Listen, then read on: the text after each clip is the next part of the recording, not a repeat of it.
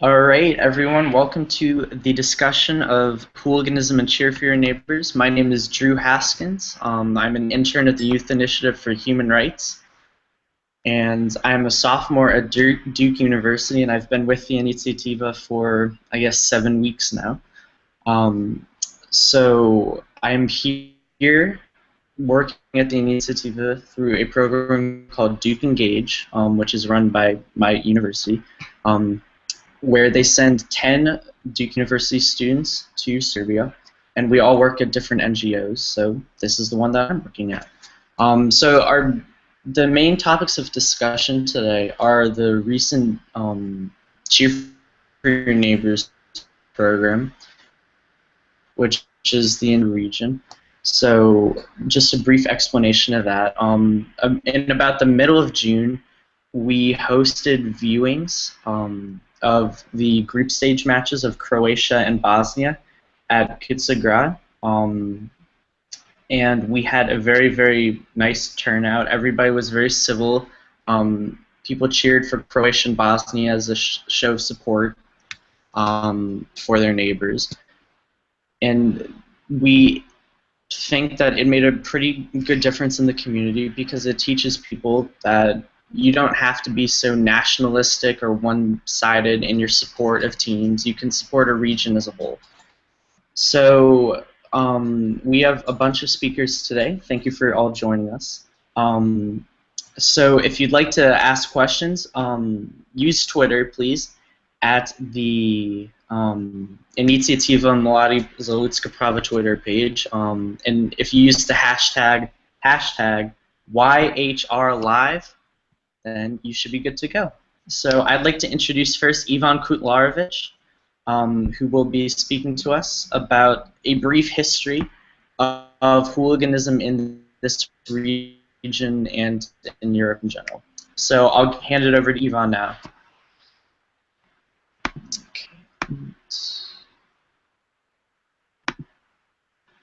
Okay.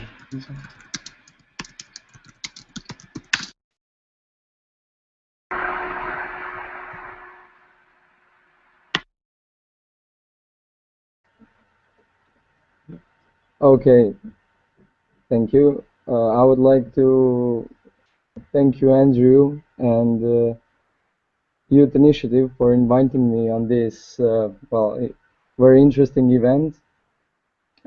And I hope you all can hear me well. So first of all, I would like to introduce myself. Can everyone hear me? Just please put in Google Chat if in group chat. Okay, thanks.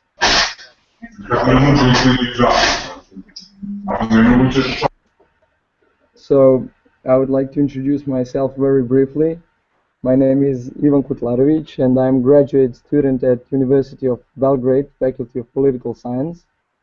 And I think the reason why Andrew called me is because with a few of my colleagues and professors from faculty, we wrote a public policy about violence on sporting events and the problem of legal framework in Serbia and enforcement. So first of all, I would like to briefly introduce my short presentation. First, I would like to give you a high historic problem of hooliganism through history here on the Balkans. Second of all, I would like to just represent this problem in Serbia. And in the end, I would like to speak about a few solutions that can be implemented here in Serbia, but also in the whole Balkan region. So the first part is historic problem of hooliganism.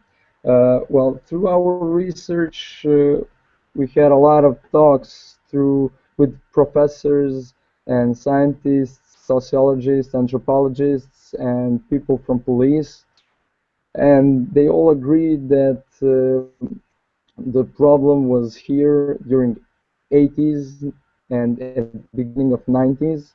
So the problem of hooliganism was because there was a lot of clubs in football and basketball league of Yugoslavia, and there was a lot of fans through the whole country. It was a multi-million people country, so they traveled a lot and they encountered other people uh, and and a lot of fans were traveling to other countries. So there were a lot of fights between those fans, but based on belonging to the clubs, defending the honor of your fan group, etc., etc. But those were just small problems, and the police and the state was dealing very good, uh, and the police and the state were very good in solving those problems. But after that, there was a major, well, historical event, I may say. It was the football game between Football Club Dinamo Zagreb and Football Club Red Star Belgrade at the beginning of 90s in on 13th of May, and a lot of people that we spoke to through our research agreed that that was a major political, social uh, breakthrough, and all national emotions came out. For you who don't know, there was a big fight between fans of Dinamo Zagreb and the Red Star Belgrade, and the match was ended because a lot of fans were hurt and there was a lot of killed, if I'm not mistaken. So after that, Yugoslavia became, uh, well, other states that were in Federation of Yugoslavia wanted to separate. So the war began between Serbia, Croatia, and Bosnia and Herzegovina, and that war was a few years long. So the connection with the fans and hooligans is because politicians in all of those countries used football groups, fans, and hooligans as military and far-right organizations to fight in a war. And I think, well, the most famous case is of Željko Ražnatović Arkan, a Serbian military leader who invited the fans of Red Star to join his military group and fight in Bosnia, and to fight for their country, to fight for Serbia, to fight for, and fans in Croatia to fight for Croatia, to defend the honor of the country, and so on and so on. And the fans and the hooliganisms were very abused by the military leaders.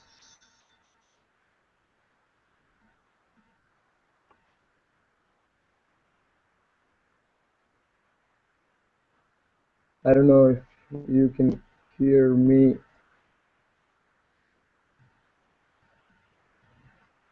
but I have a problem with computer.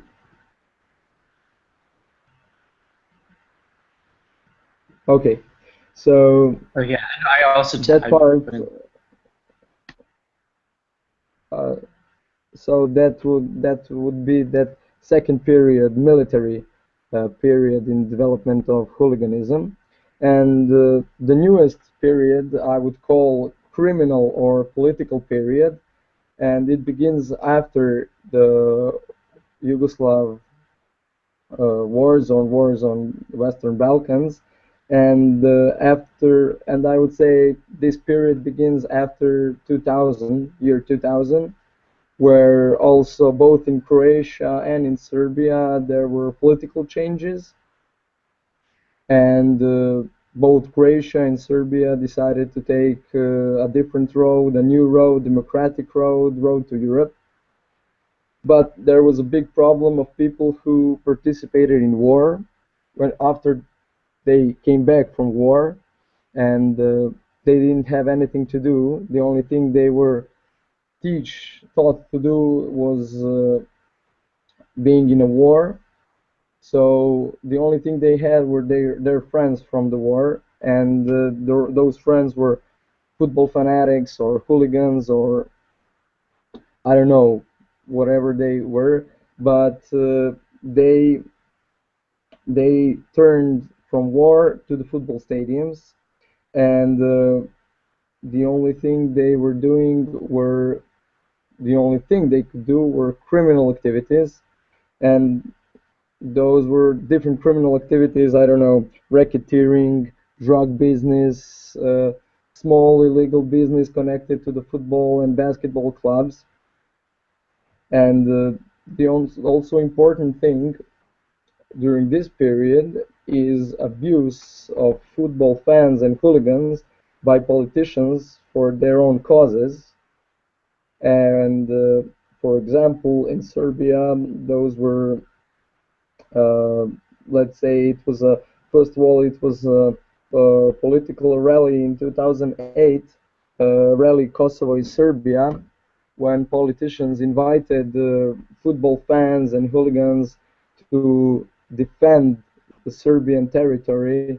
And during that rally, a lot of embassies in Belgrade were uh, under fire. Let's say embassy of United States, embassy of Slovenia, and all those countries who were involved in representing Kosovo in its independency road.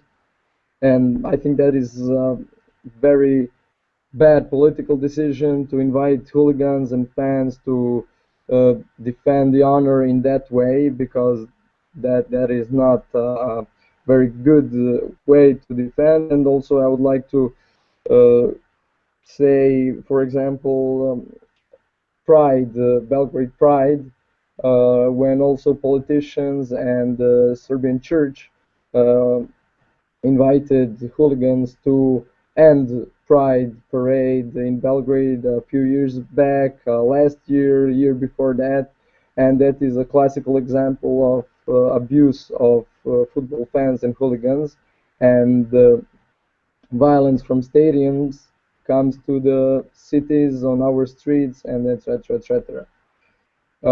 Today, problem in Serbia is that yes, we have a lot of violence, and I'm speaking just for Serbia, but through our comparative studies with Slovenia and Croatia, we saw, colleagues and I, that there are a lot of similar problems, and those are, yes, there is a hooliganism is present everywhere, and the first problem, major problem, is that state isn't doing a very good job fighting hooliganism.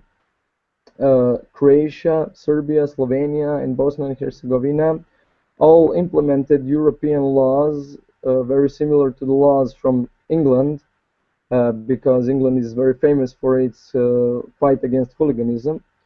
So all four countries did a very good job just translating all those laws in national legal framework, but they're not implementing it well. Serbia has the biggest problem with it because we have very good laws, but the police and the Ministry of Internal Affairs are not doing a very good job. So that is one major problem.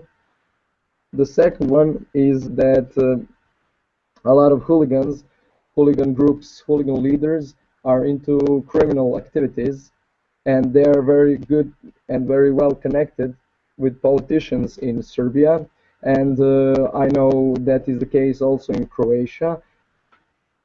That they're very connected with politicians, and protecting them in some way, because they're a very major part of voting body, and that is the biggest problem in Serbia.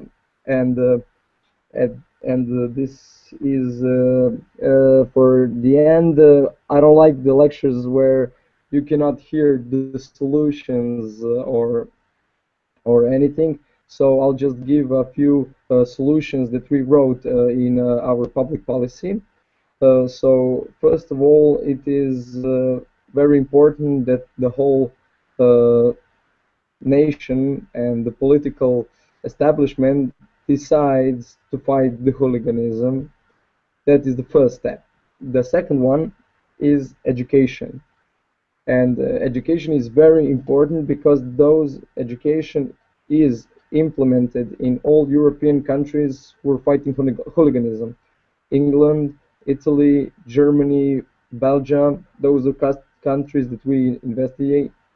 Uh, those we investigated, they're using a variety of topics and how to fight hooliganism.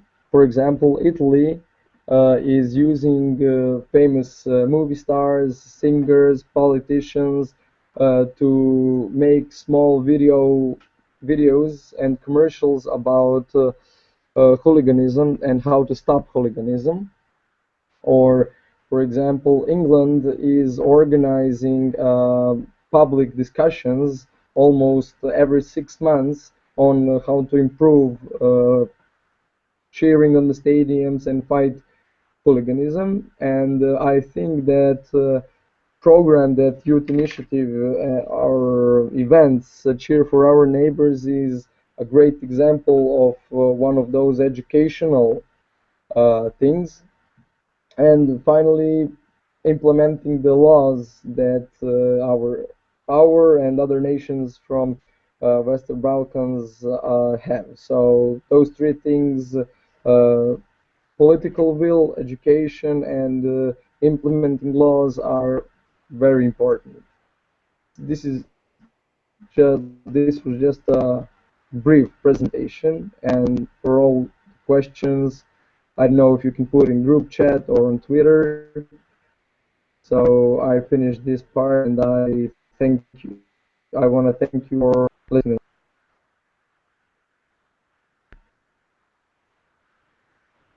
You say that last part one more time? We didn't hear you. Okay. Can everybody hear me? I,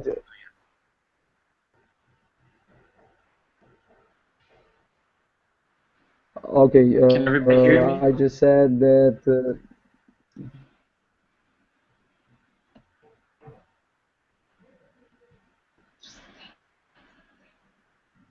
All right. Well, it's all good. All right. Well, thank you, me? Ivan. Okay. Okay. Thank you. Thank you. All right. Yeah. Well. All right. Well, thank you so much. That was very enlightening. All right. So next up, Ivan. Okay. We have Ivan George, who will talk about Cheer for Your Neighbors in more detail. Our recent project. So I'll hand it over to him.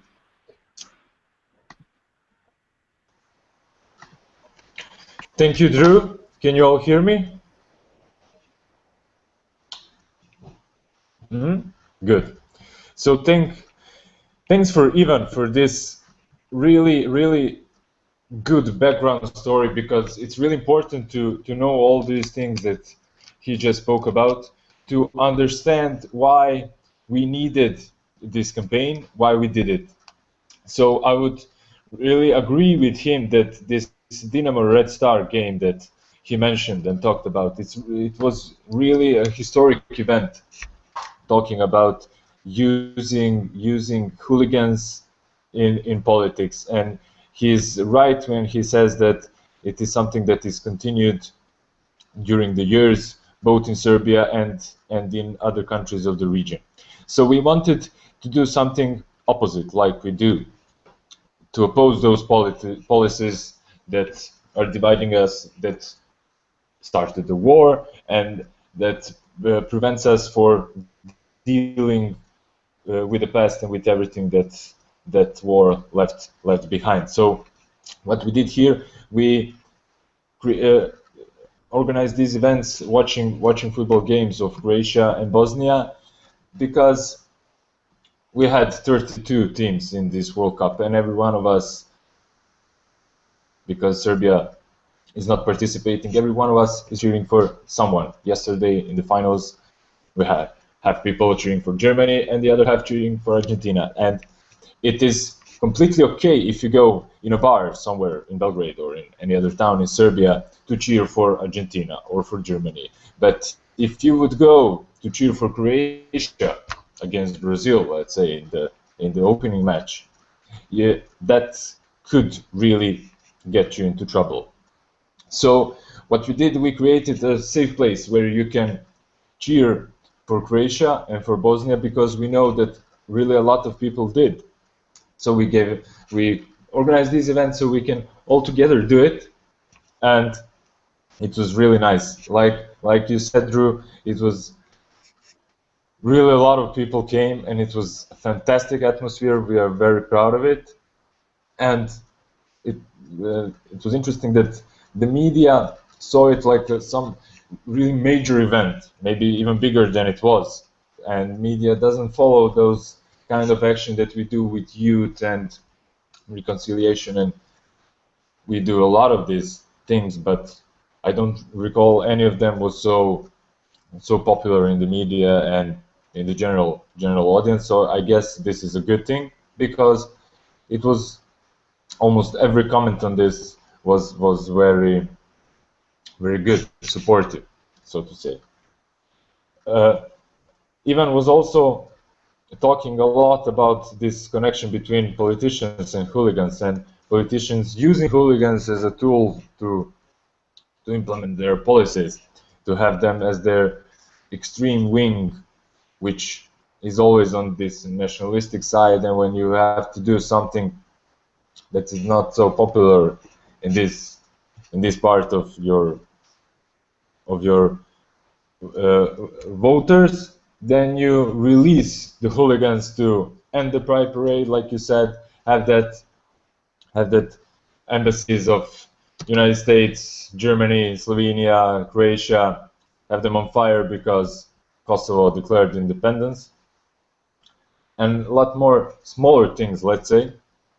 And he's completely right about that. And this is something that Youth Initiative is for years trying to for first to document these things where hooligans are used to support some nationalistic policies, but we are really trying to press on the state to deal with them. Like Ivan said, that is very important, because police and security forces, they know the names of all of them, of all the hooligans who did some of these massive violent acts, and they just need to disconnect, to end this relationship with them, so we can all live peacefully. Yes, we had that one. I think Ivan didn't mention that we had that incident in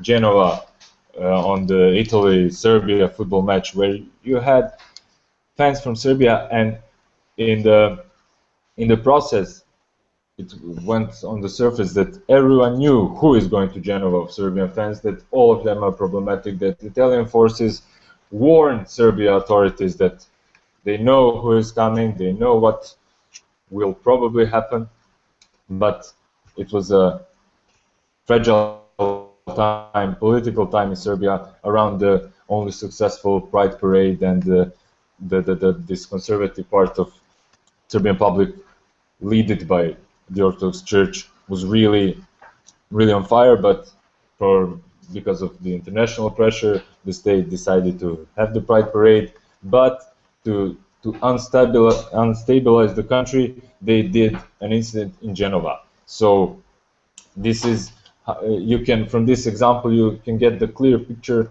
of how connected hooligans are with this conservative part of the state, and how strong they are when they do things together like they did. So what we will continue to do is to use sports as a way of connecting with youth in other countries of the region. We successfully use culture for 10 years, but we think that now, starting from this Cheer for Neighbors campaign, we can engage more youth who is interested in sports, to get this new connection between youth in the region, because we have some successful examples. Let's mention that, why not, of sports collaboration in the region for in basketball league, in Adriatic League, let's say. We have this regional league without incidents, but with very very high quality of basketball, which is needed for all the all the countries, all the players, and all the teams in the region. So it proved effective, and we hope that this regional sport cooperation can do much bigger maybe in football or other sports, but it's proved very effective and very important. And for that, we need a basis of fans who are promoting fair play and who are not violent. And we need to push violence of our stadiums. Never mind the regional leagues, but in our domestic leagues, we need to push violence of the stadiums, and they are not called fans anymore. They are called organized groups, and police calls them criminal groups, not fan groups anymore. So this is something that the state needs to deal with, and we are trying to pressure them and to create this fair play atmosphere. Let's say that is our mission in that.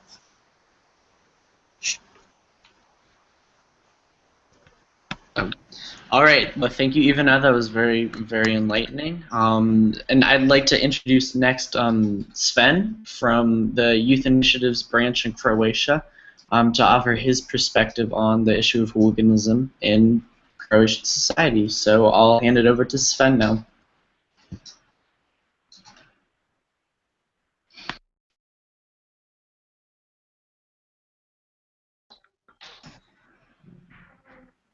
Sorry, can you all hear me? Yes. Oh. Yes. Okay. Yeah, I'm Sven Milakic. I'm from the Youth Initiative for Human Rights in Croatia, in Zagreb. Thank you all for inviting me to this event. This is something that we should all strive for, definitely. Regarding hooliganism in Croatia, it's on a quite a similar pattern that it goes in Serbia. It's connected. Usually all the football supporters, the bigger groups, are using the having a nationalistic discourse, and a lot of them tend to have the affiliations with the extreme right. For example, there is only one self-declared anti-fascistic fans supporting group in Croatia. That's from one small football club, Zagreb, which is now in the second league. All other major supporter groups are having strong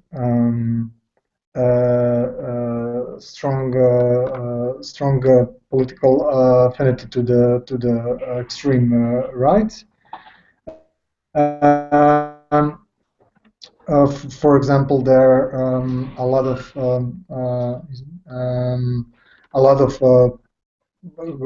groups are usually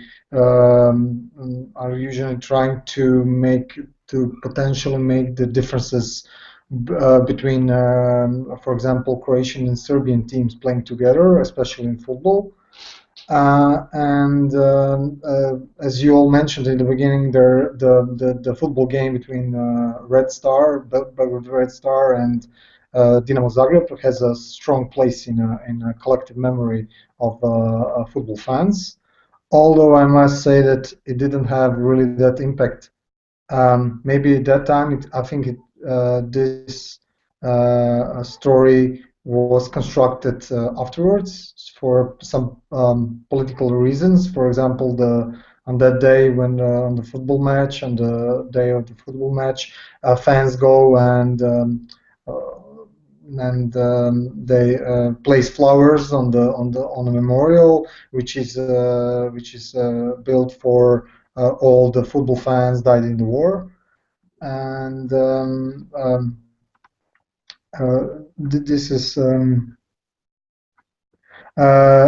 is also um, our football fans are, for example, quite notorious for Ustasha fascistic chants. That this has become almost a normality in our supporting fans. Both, for example, the both major football supporter teams like Torcida, which supports Hajduk in Split, and Belo Boys, which support Dinamo Zagreb, are having on regular basis Ustaša chant and fascist chants on football matches. Also, when our football team plays, there were few examples of extreme Nazi saluting, making swastikas with their bodies to form a swastika on stands. And the most notorious case is, of course, the one that you probably all know about, is the case of our football player after a game of Croatia versus Iceland, in which the player Šimunić has started chanting, which is Ustaša chant, and a lot of public, 20 plus something thousand people, were chanting with him. And actually, this is a problem because not all of them are hooligans, but a lot of them either have no knowledge of what this chant stands for, or they're just being just conformistic about it and going with the nationalistic tendencies. Regarding, for example, the basketball league, the regional basketball league, the Adriatic League, our teams are playing there since the beginning, since 2001. And yes, it has less hooliganism than football games and than some other leagues. But I must say that, for example, in Final Four that was played this year in Belgrade, when the Croatian teams beaten the Belgrade teams, actually, a lot of people were kind of suddenly interested in basketball and started to put their Facebook on their Facebooks and other social media their statuses regarding the Cibona winning against Crvena Zvezda, the Red Star, and Crvena winning against Partizan Belgrade.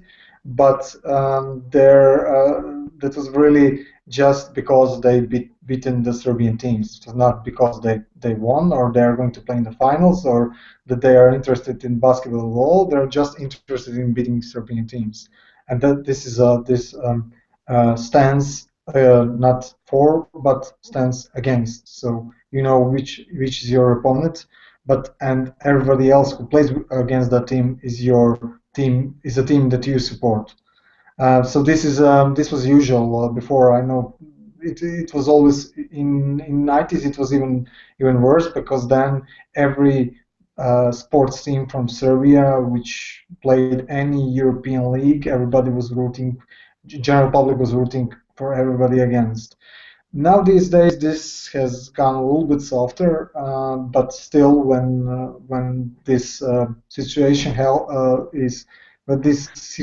is created, then of course a lot of people from conformistic reasons or nationalistic reasons, they just tend to vote to support against Serbian teams. As I said, our football hooliganism are, for example, if you compare Croatian hooliganism to some other hooliganisms in Europe, it's quite, let's call it unviolent, not so violent as the others, because, for example, in 25 years we didn't have a single dead case, single dead person football hooliganism and some other hooliganisms, but we have strong divisions towards, as I said, Serbian teams, towards Serbian players, towards within the country we have those divisions, and for example, but now you can find people for example, cheer even for Partizan, for example, in Croatia, because they like their in basketball because they like their playing style, and I think this should be the real basis upon which you support some team or not. Um, uh, of course, I heard about the cheer for your neighbors in Croatia because it even got into some media. Usually, it's the internet portals, not so much the mainstream media, where this, of course, wouldn't be presented as much because this makes how to say us look bad. So if this was presented quite good in the mainstream media in Croatia, then probably somebody would ask in the end, why we are not cheering for Serbian teams or for Bosnian teams. Although in Croatia now a lot of people somehow sympathize with the Bosnian team, but people rooting for Serbian team, this will take much more time. Yeah, I think I've said pretty much everything I wanted to say. I don't know if I haven't answered any of these questions. I think yes, I think All I right. have. Well, thank you so much, Sven. We do have one question for you from Twitter, and if for all those who are still watching, you can ask questions by tweeting at YIHR with the hashtag YIHRLive. So feel free to do that. So Sven, here's a question. Is there a political context of hooliganism in Croatia that you are aware of? There is a political context to say like that. There, for example, almost all have tendencies to far right, to the nationalistic approaches and agendas, but none of them are visibly or somehow connected to political parties or to some political groups or such. Our football hooligans are just as the name explains it, hooligans, and they're not actively involved in political situations. Although when you have some kind of nationalistic outbursts in Croatia, you can always count on some football fans to come and to support the general nationalistic, I don't know how to call them, like events, especially like, for example, everything connected, against the Serbian minority or such. So in this sense, this is a political context, but we cannot connect them to any political parties or extreme right parties or some political groups. It's just more of them acting like football hooligans. All right, thank you, Sven. Now we have a question for Ivan Kutlarovic. When will Serbia face a problem of hooliganism? So there you go. Okay, thank you, Andrew. Well, first of all, I would like to say that there is a pattern of political reaction to hooliganism here in Serbia. Anytime when a hooligan incident is occurred, the political reactions are we need to deal with that problems. The committees are organized and etc. etc. And then when the media stops to write about hooliganism, the politicians stop to work. And the best example of that is the incident we had at the last Eternal Derby between Red Star and Partizan, when Partizan fans set the part of the stadium on fire. And the next day, Prime Minister said this is the biggest disaster ever in Serbian football, and I'm putting a team of specialists with me on top of the with me as a leader of a team, and we're going to fight the problem of hooliganism. After 2 weeks, that team stopped working. So I don't know when will the Serbia face the problem of hooliganism, but I have my theory or opinion how to do it. So we need, the more we pressure the politicians and the more we pressure the government, the more they will understand and realize the scale of the problem and the will of the people and the voters. They don't care about the people, they care about voters. So when the people as voters decide we do not want hooliganism in our city, in our country, in our region, and they start pressuring politicians and government through NGOs, media, and general public, uh, then the politicians and the whole country can deal with that problem as one part.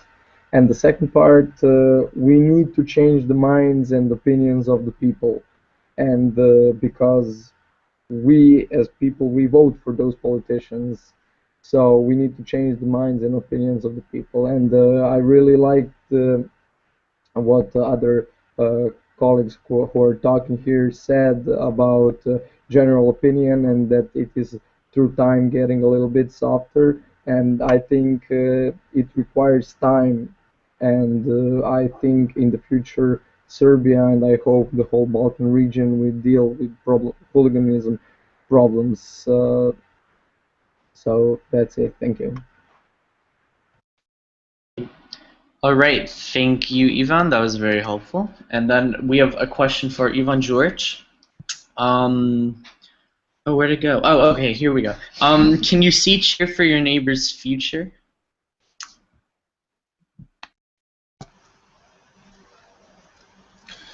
Well, I tend to look on things from the bright side.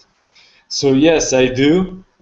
But for that to happen, first we must have something to cheer for, or someone to cheer for. For example, in the next season, let's say, from Serbia, we could cheer for Dinamo Zagreb in Champions League, but if no one in Zagreb is cheering for Dinamo, how can we? Because they are very weak in Champions League, so that is a problem. That was let's say that's a joke. Sorry for all Zagreb fans. What is a really positive example? Sven mentioned it. We had this Adriatic Basketball League Final Four tournament in Belgrade this year. So we had 4 teams in Final Four, in semifinals. Cibona from Zagreb and Cedevita, and Partizan and Red Star from Belgrade. Partizan and Red Star lost their games to Croatian clubs. Croatian clubs played the final in the middle of Belgrade. And there was no... we felt bad for losing, but there was... I didn't feel any special emotion because there were Croatian clubs. So I think that is a good thing, good example. We have this rivalry between those clubs because they are the best in this league for 10 years. And it's a good rivalry. That's what you have in NBA or any other league, when you have best teams as rivals. But I think that it's really important that this question of from where is the team is not so important in basketball anymore, and that is something that was worked on for this 12 or 13 years of this regional league. I think next step would be that Croatian players come to play for Red Star and Partizan and vice versa. and that is something that is needed for this next step of cheering for Croatian clubs. If you talk about that, yes, I would cheer for Cedevita in EuroLeague if my favorite player from Partizan would go to play EuroLeague in Cedevita. That would be really normal, and I can think that many fans would do the same thing when we speak about teams and clubs. But when we speak about national teams, I think this was this campaign had for those who are not extreme. I think that it was interesting for them, and we can, if we have another tournament where Serbia isn't playing, I hope not. But if we do, I think we can have bigger support, for this. But I think this recipe of this regional league in basketball is a really good one, and you can measure the progress in the past years. So I think that's a good recipe for all the other sports and all the other aspects of life, because that's what we are always trying to do, to get people together, to make new connections, and that is the way we believe is the best for progress. Thank you. All right, thank you, Eva. So we have one final question from Twitter, and this is for all of the other panelists. So everybody can unmute themselves and feel free to respond in this one. And the question is, oh man, I can't find it again. All right. Oh, is it real to reestablish an ex-Yugoslavia football league? Is that a possibility?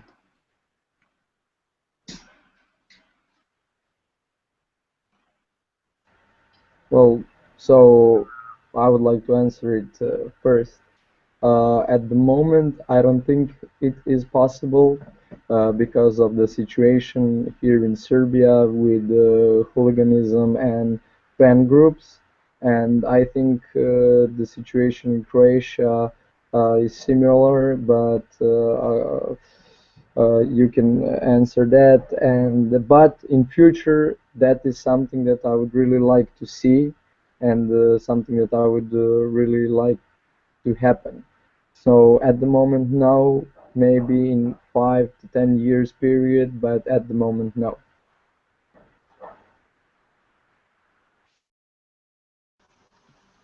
Right. May I? Mm-hmm.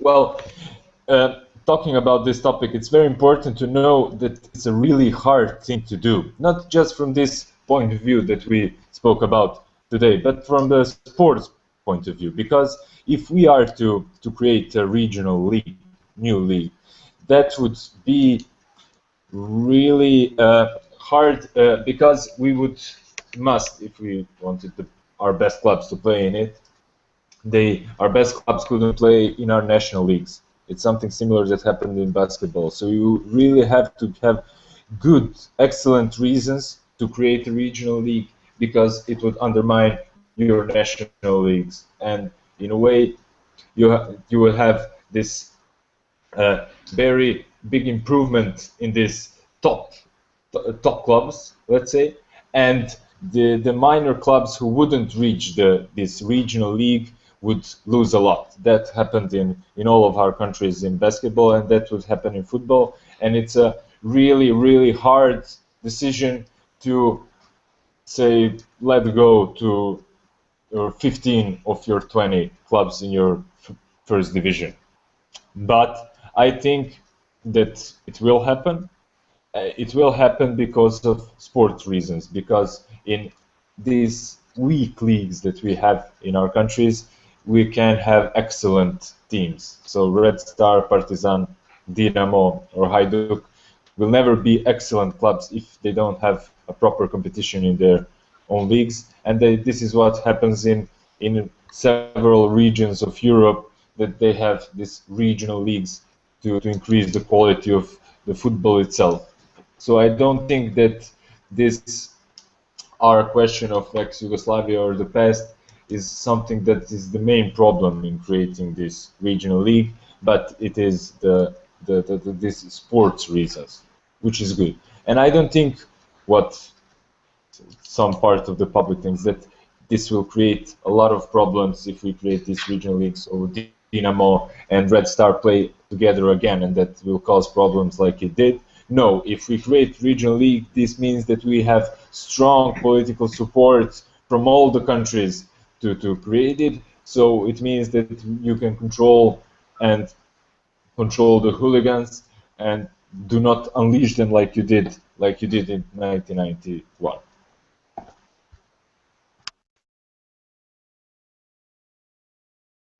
All right, Sven, do you have an opinion on this subject? Yeah, just I wanted to add that I'm kind of in a between of Evans and Evans opinion. Yeah, I think first of all, I think that what we should all have in mind the ownership structure and the management structure of these clubs. This is I think first of all a big problem.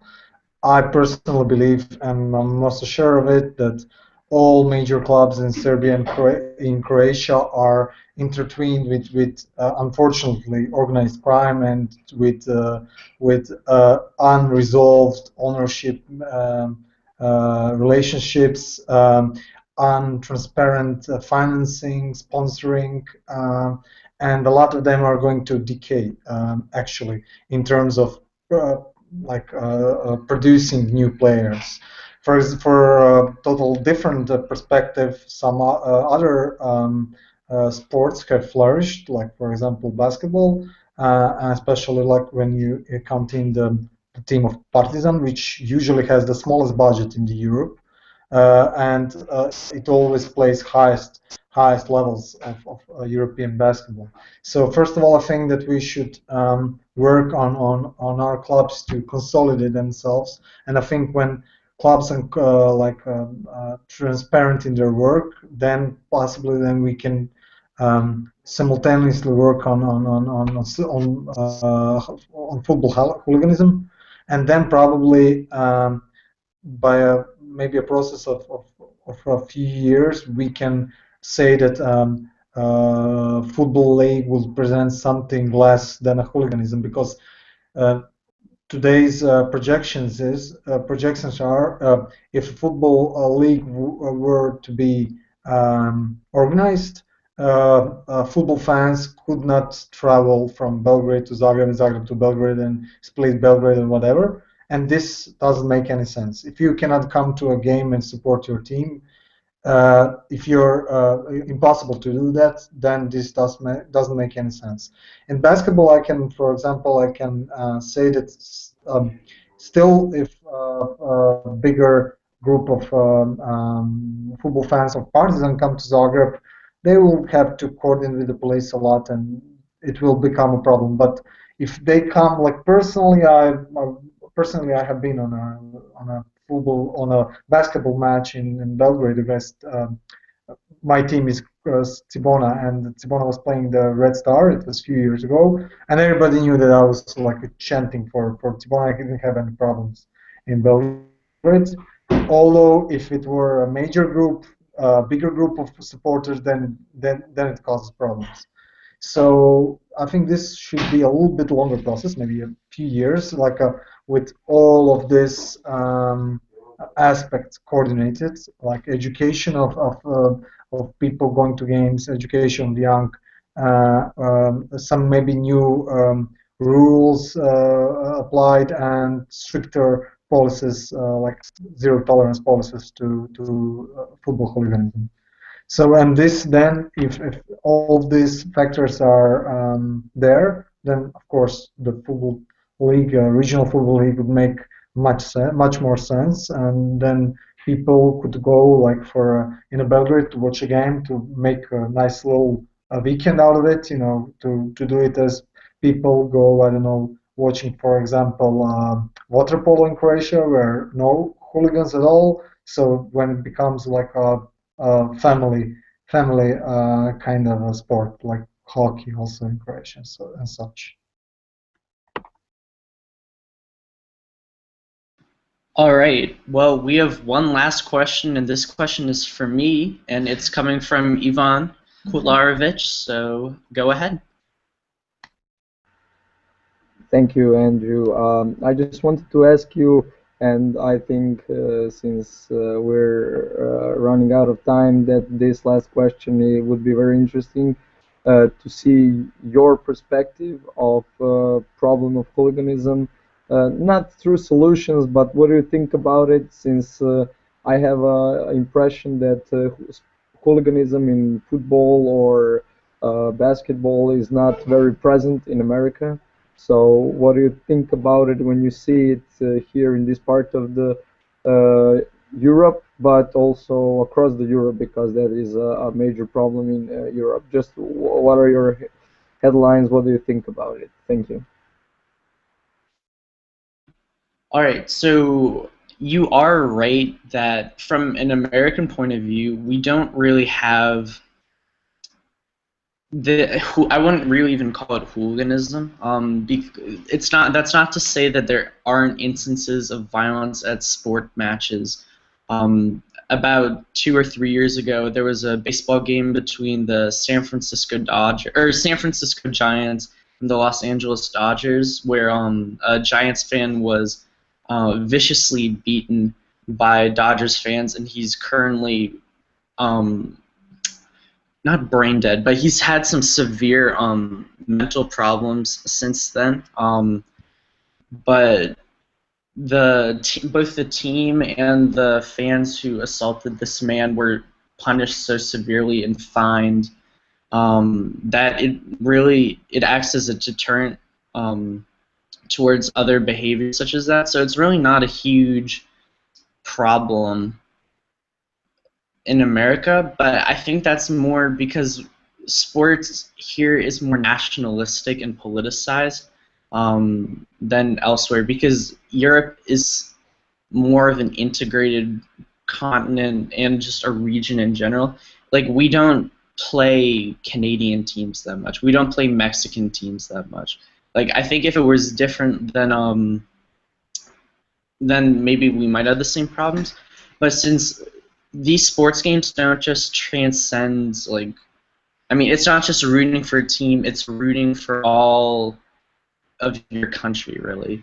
And there's not really an equivalent of that in America. So I myself haven't witnessed too much hooliganism, if any, really. I mean, at the first Cheer for Your Neighbors games, there were people, I mean, who noticeably were like cheering against Croatia, like being very, very outspoken about that. But I haven't witnessed any sports-based violence personally. But I've seen a lot of reports on TV and the newspapers online, and I mean, I just think it's violence that could exist anywhere, but because it is so strongly tied to nationalism, I mean, it gets a lot of press, and it's a very big deal because it has much larger implications than just, oh, I don't like Dinamo Zagreb, I'm going to go beat this guy up.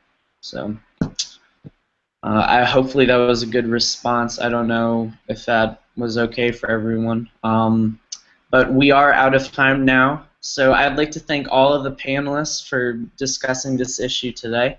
It's very helpful to hear this variety of diverse opinions on a very, very important subject. So hopefully Cheer for Your Neighbors can be replicated in the future, and not just for World Cup, but for other sporting events and just different types of sports as well.